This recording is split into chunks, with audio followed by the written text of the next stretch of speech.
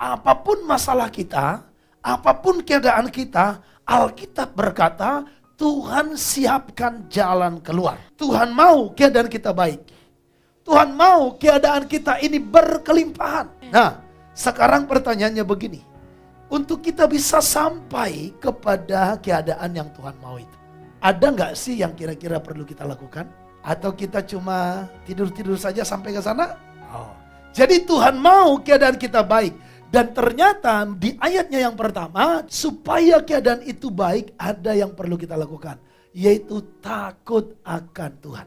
Saya yakin orang yang hidupnya takut akan Tuhan pasti diberkati. Orang yang hidup takut akan Tuhan pasti baik keadaannya. Tapi lagi ada persoalan. Intinya tadi 1 Korintus 10 ayat 13. Tuhan akan menyediakan jalan keluar.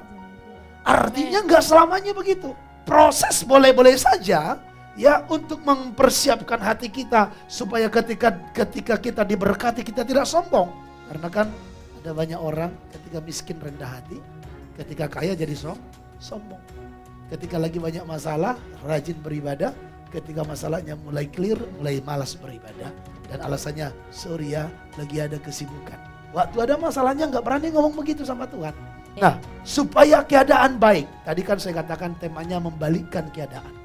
Keadaan yang buruk menjadi baik kalau kita takut akan Tuhan. Takut akan Tuhan itu artinya menjauhi kejahatan. Takut akan Tuhan itu artinya hidup dalam kebenaran. Jadi kalau kita hidupnya benar, manutai sama Tuhan. Setia dengan firman, taat, nurut, jangan melawan.